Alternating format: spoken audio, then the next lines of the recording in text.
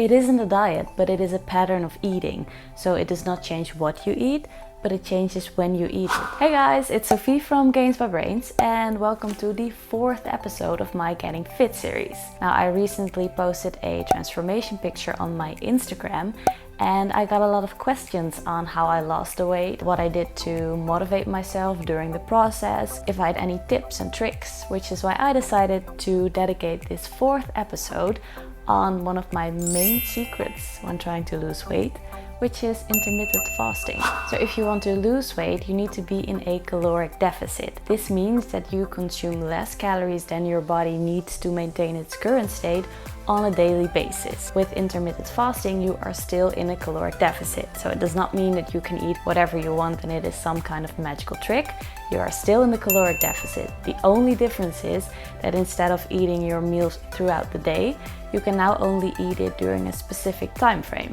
Intermittent fasting is when you do not consume any calories for an extended period of time. This is called the fasting window. There are different variations. I prefer the one by Lean Gains, which is where you fast for 16 hours, including your sleep, and then you are able to eat all your calories during an 8-hour time frame, which is called the feeding window. Now, like I mentioned earlier, there are different variations. I've tried fasting for 14 hours and then eating all my calories within a 10-hour time frame, but I found that the 16/8 works best for me. But again, everybody is different. So if you want to do this approach, then I would recommend you to try different variations of this method and see what works best for you, for your body and for your schedule. When I'm fasting, then I drink a whole lot of water, I drink tea, and I also drink black coffee. Now, if the idea of black coffee absolutely horrifies you, then I would definitely recommend you to add a little bit of milk in it. That is perfectly fine. However, keep your portion sizes in mind, because if you have 1 or 2 cups of coffee, no problem. But if you're drinking 5 or maybe 6 cups of coffee, then the milk portions add up because they contain calories. It is recommended to not go over 100 calories because then you will actually break your fast. Now, when it comes to BCAAs, I do not drink it when I am not training fasted, but if I am training fasted, then I will drink it during my training.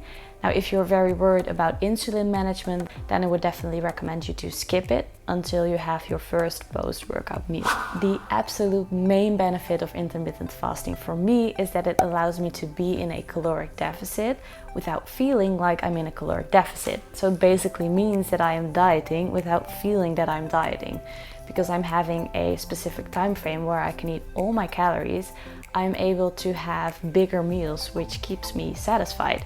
And I don't go to bed feeling hungry, which is a really big benefit for me. The second benefit with intermittent fasting is that it can really help you with hitting your water intake for the day. If you are like me and you're struggling quite a bit with drinking enough water, then this might really help you out, because since you are pushing back your feeding window, you have the whole morning and early afternoon to drink water.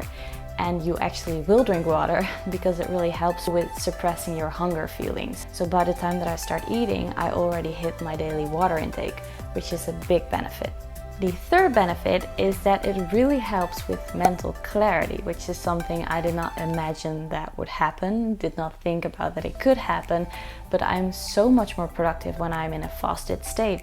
The final benefit of intermittent fasting is that it allows you to have your favorite types of food or to go to restaurants or eat at a friend's place while being on a diet, because you have a short amount of time where you can eat all your calories, you can fit in the bigger meals or the better meals. So what a typical day for me looks like in terms of when I'm eating is that the moment I get up, I drink a whole lot of water.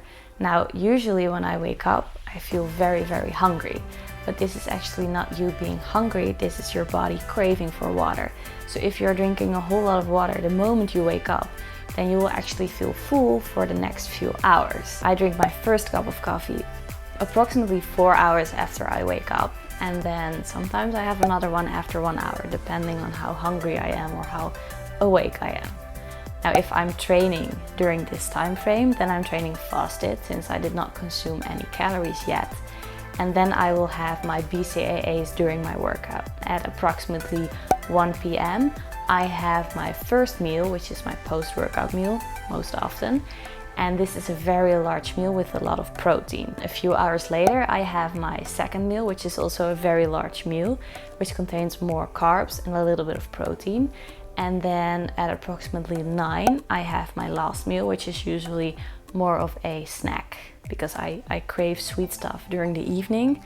And since I did not have all my calories yet, I'm able to fit in a meal at the end of the night, which really helps me with not craving that much or indulging into stuff I should not have when I'm dieting. And then I stop eating after 9, and then I start my fast again until the next day, 1 p.m.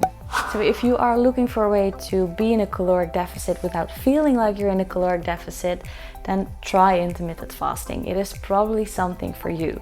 Now, I would also recommend you to try the different variations, fast for 16 hours, fast for 14 hours, and just see what works for you, what works for your body. So I really hope that it helps you out. If it did, don't forget to like and to subscribe and leave a comment and all the good stuff. And I really hope to see you in my next video. Bye guys.